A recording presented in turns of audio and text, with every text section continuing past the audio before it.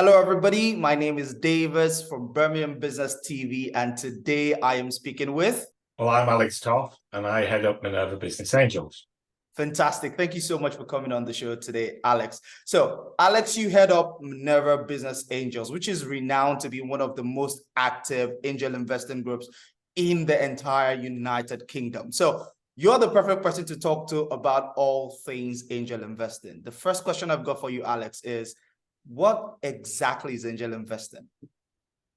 Right, angel investing is basically what we do is we bring individuals together to work as a collective to invest in companies to which they're interested in. So really, the simplest sense, it's Match.com.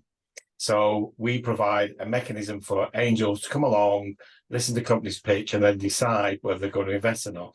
But the beauty of it is because we're dealing with a community or creating a community, what they like to do is they like to hear what other people are saying about you as a founder. And the importance of that is it gives them different opinions. In addition, for a founder, one of the things he can learn is some of the questions, some of the views, and get input into maybe their marketing strategy, what they're planning to do, etc. So in many respects, angel investing has existed for a very, very long time. And even when we speak about venture capitalists, they've generally grown out of that type of network as well. Interesting. And so the question then becomes, who can become an angel investor? What are the criteria that make somebody an angel investor? Yeah, well, that's where it gets a little bit more trickier. So there is a definition actually of what an angel investor or a qualifying investor would be a better description. So not everybody can be an angel investor, because what the government doesn't want to have happen is it doesn't want to have people who are got very little funds investing in what are high risk, sometimes speculative opportunities. So an angel investor is actually defined by the Financial Act.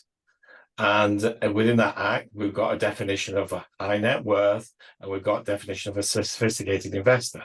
So basically, it's anybody which has sufficient liquid assets as they defined by these statutes that can qualify as an angel investor. So what does that mean? That means sometimes people who can afford to lose 10, 20, 30, 40 or £100,000 are quite willing to invest, and there are obviously certain tax. So it's not for everybody. It's only for those people who can afford to lose the money that they're going to be investing. Interesting. And so if I am a potential angel investor, I wish I had all the money. What are those? How does angel investing compare to other traditional asset classes? Well, this is an interesting one. So I suppose you can divide the market into two types. In some respects, it can have a very low barrier for entry for those people who can afford to speculate, say, £10,000 on investment. And what they will want to do is they'll try to find a selection of companies. They may invest £10,000 in, there may be 3, 4, 5, in the hope that they will get a good return.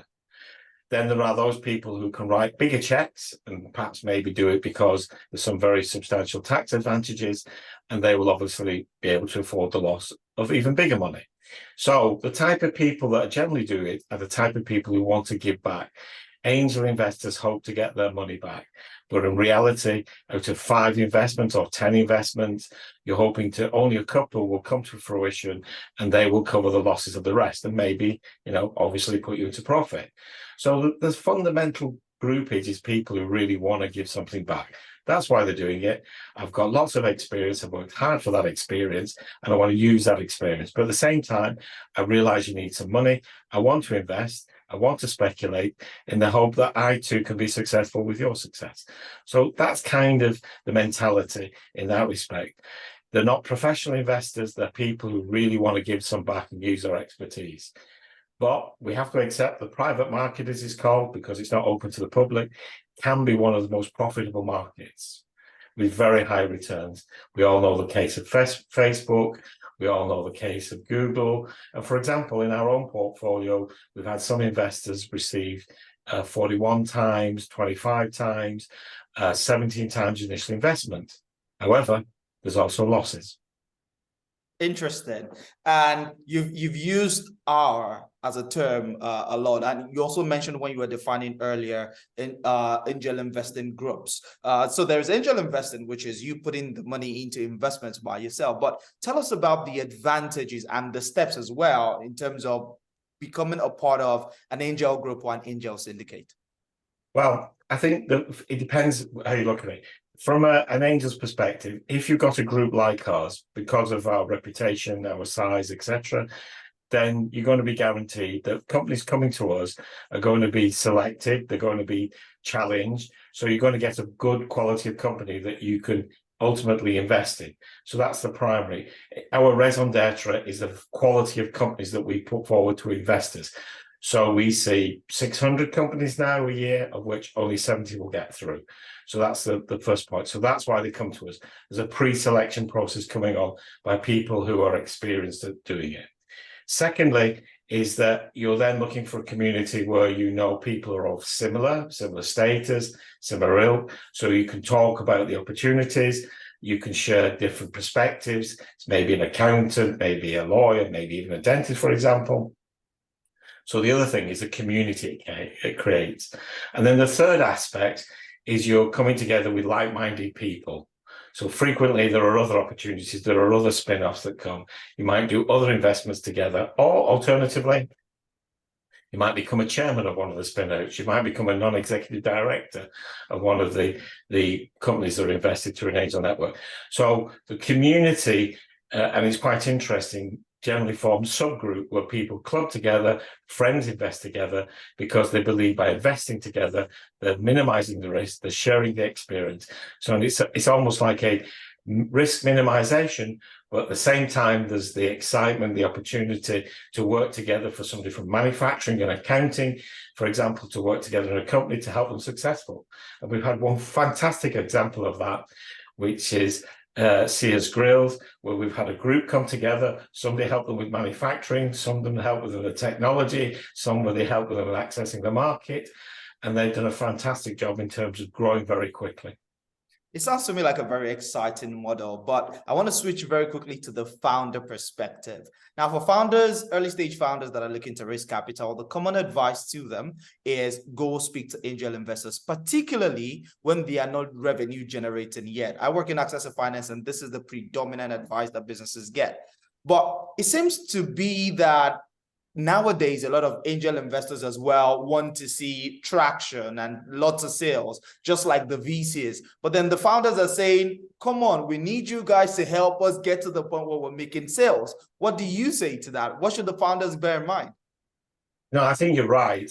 The market has shifted. So it's a market of opportunities.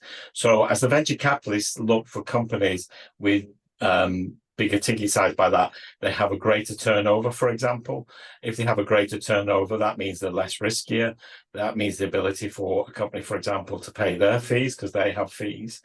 So that means that, for example, well, if you used to have a turnover of 500,000, you could raise. Now arguably it's 2 million. So that creates between 2 million and zero a whole group of companies that are looking for money. So as you said, if I've not got revenue, but I'm competing for people with revenue, why should an investor invest in me? And that's what's happening, is when the market shifts upwards, then obviously there's more people competing for the same space. And as an investor, you want your money back. You might not get it back in 5 years. It might be 10 years. It might be 3 years, although I would argue 10 is more likely. If you go to those companies with very little revenue, you may be looking at 10 to 14 years to get the money back. I mean, we've got over 130 companies, and our majority of our exits are coming now from companies that we invested in 2013. And the reason for that was they were very, very early startups. So early startups come with greater risk, a longer time to get your money back. And that's what the challenge is. And the problem is we've never really developed the angel market. People will invest in things they like and understand and what they're interested in. But if we don't have that expanded pool of people who are willing to do that, then of course the competition is going to get fiercer, and those who are not making any revenue are going to struggle to raise more money. So it's a bit of a dynamic. Everybody thinks venture capitalists, nobody thinks angel investors. Then we need angel investors. They aren't there. No surprise there, then, is there? Yeah, so for starters, thank you for, being one of the few organizations that is championing, the growth of the angel investing market. But based on what you've just said, for founders that are listening to this that don't have revenue, what would you say to them as someone who's going to experience it? Yeah, don't have revenue is, first of all, you've got to accept it's going to be tough. You're going to depend on, as we call it, the family, friends, and fool stage, where you've got to raise most of that money yourself. You've got to network more, and basically, you've got to polish your proposition. Just because you don't have revenue doesn't mean you're going to raise. It just means it's going to be more difficult, naturally. So you just need to have that polished proposition. People don't take investment seriously. You've got to treat an investor like another customer group. So frequently we struggle to get information of companies, early startups. They don't realize it costs to raise money. So they have all sorts of inhibitions. And for example, organizations charge fees because even though we work to a not-for-profit objective, we're trying to break even. And frequently the early starters will think, well, why should I? Why do I have to pay these? And they can create a situation which makes it more problematic for investors. So if you're difficult to deal with, why should I deal with you? So the founders, and with no revenue, you're going to have to work harder. In a way, you're going to have to be, shall we say, more flexible. You're going to have to be more polished because you don't have that validation. It's all about validation. If you can get a good collection of people around you, that validates you. If you can get some good customers, but okay, early revenue, that validates you. If you can get some people who have notoriety supporting you, that validates you. So then it becomes about validation. And again, the one I quoted earlier, they had an MPV, no revenue, but they made it exciting buzz around. Just be inventive, be creative, and you'll get there. It's just not easy. It's tough, but I like the fact that there is hope. And one last question on the founders. What is the average ticket size that a founder should expect at angel investing level? And what is the average equity ask? Because one of the biggest, areas of disagreement is founders believing that they have to come with certain levels of equity and investors having a high expectation, particularly when it comes to the entire subject matter of valuation. So when coming to an angel investor, what should I be prepared for mentally in terms of equity ask and ticket size? Well, I mean, the easiest answer that way is the SEIS. If you have SEIS, that small enterprise investment scheme is 250,000. Because that's the maximum you allowed. That means if I invest, I get 50% of that money back. So 250,000 costs 125,000. And invariably, founders don't ask for enough money because they don't want to give away value. They want to go through more valuation inflection points. And in fact, if anything, the system that we have in the UK is terrible because what happens, people raise a bit, hope to get a new evaluation, raise a bit more, get to another valuation. Where in the United States, it's slightly different, whereby you'll raise for 18 months at a higher valuation, or probably a vanity valuation, where we don't have that system in the UK. So it's very piecemeal and it makes it the work harder. So in many respects, is that what you're trying to do, again, is we go back to the original concept, you've got to attract the best people for the best opportunity. And in terms of the money should raise initially, if you've not got SEIS, it's spent because your company's more than, I think, 2 or 3 years now, then you should look for a figure about 500,000. Why 500,000? Why not? You can always do a soft close. It's not a hard line in the sand. I want 500,000, but I will close earlier because I can't raise it. We get involved in raises of 1, 2, 3 million because they can't close the raise. So they come to us to help them finish the raise. And what can you expect from angel investing networks? It can be anything from, say, 20,000, but our largest ticket's been 2.7 million. So there's no fixed figure. Interesting. It depends on the community. Fantastic. So I'll move very quickly to conversations around the ecosystem. Now, like I mentioned at the start, your organization is regarded to be one of the most active angel investing groups in the UK. And you're based right here in the West Midlands. However, one of the biggest complaints that founders have in the West Midlands is the fact that there are not enough angel investors available. Is that true? What is your opinion? That is true. Absolutely. We're also one of the biggest of exporters of cash down south.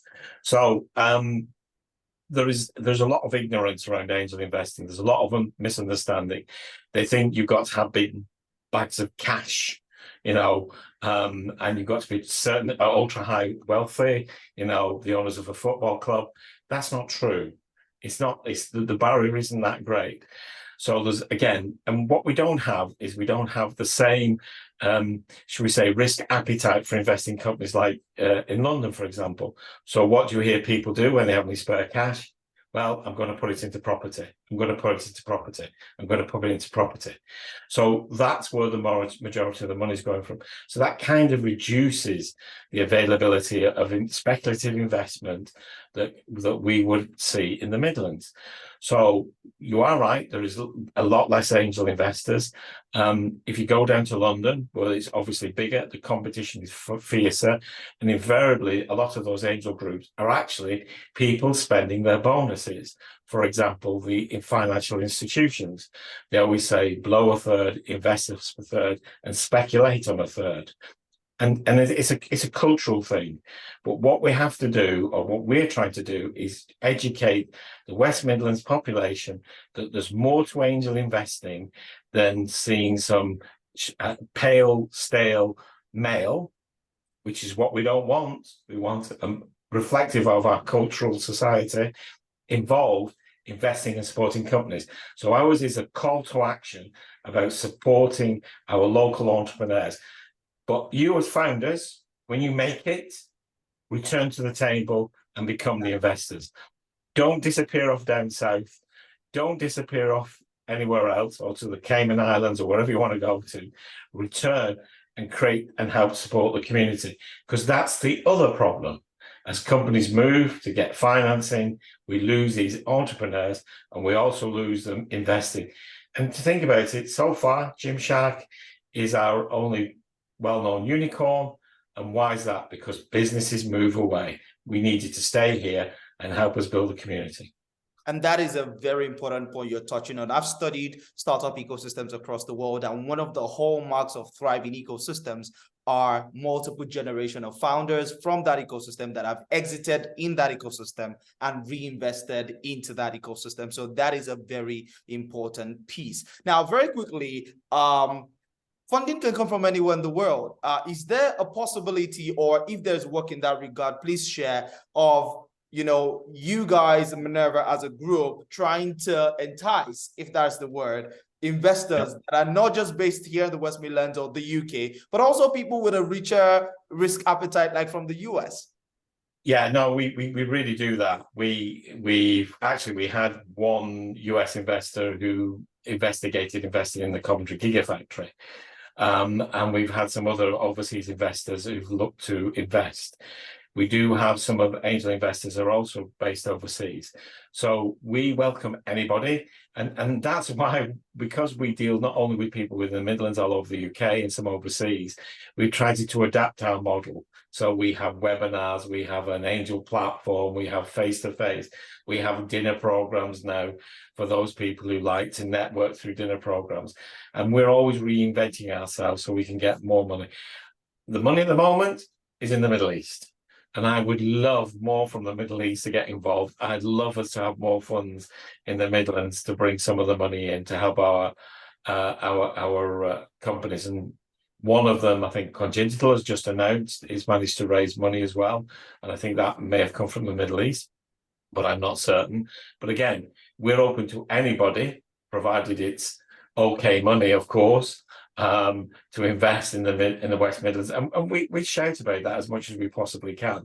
Sometimes it can be very frustrating dealing with overseas investors. We did have an investor from Kazakhstan who put some money into a company, who studied at Warwick Business School. So yeah, where we can help, we want to help. Fantastic. And out of curiosity, what is the average number of businesses that Minerva invests in on an annual basis? 30. So we have 70 that pitch and 30 get investment. And we've seen a shift in our business and our model. And we're now seeing people pay or invest large amounts of money. And often they are West Midlands entrepreneurs, Birmingham entrepreneurs, and we've managed to engage in them more effectively. And they're investing, and so we're seeing a lot bigger ticket size. So where we saw a typical average investment from an investor was £10,000, which can be soul destroying when you get £10,000. You've done all this work to engage with an angel network. We're now seeing a ticket size more to the 50 to the 100,000. I'd still like to see the million. I'd still like to see us put more money through our books to help companies. It's a slow process, but we're trying our hardest to achieve that. Fantastic. And I know you've got an angel investor event happening on the 21st of September. Please tell us about that. So what we try to do, so on the 21st of September in the Shard in London, because we are part of Warwick University, we have an angel investing group there. On the 11th of October, we've got one in Leamington Spa as well, to try to attract anybody who wants to find out more about angel investing. We don't need founders, unfortunately, although we love our founders. You can imagine in this market, we're inundated for founders. We need to focus on getting those individuals who maybe never thought about a second career when they're coming towards retirement or when they're coming towards exiting, what you're going to do. And we can help you look for that second career, second opportunity by engaging with companies where you can use that hard-earned experience to grow their businesses and get the excitement that comes with it. Fantastic. And the last question I'm going to ask you, because you said you don't want founders at the London event. If founders want to pitch to Minerva or get investment from your angels, what is the process for them? Well, it's quite simple. We have a gateway called minerva.uk.net. So you can apply through the gateway. Of course, the other way is, because we do know there's lots of incubators in the West Midlands, is if we get a referral from an incubator or from another investor, that's also a good mechanism to get to us. It is a noisy market. It does take us time, but we try to give everybody feedback as much as we possibly can. And we do give preference to the West Midlands, not exclusively, because you still have to have a good proposition. But we try to give as much help as we can to our local community. Fantastic. Thank you so much, Alex, for your time. It has been fantastic having this chat with you. You too. Thank you.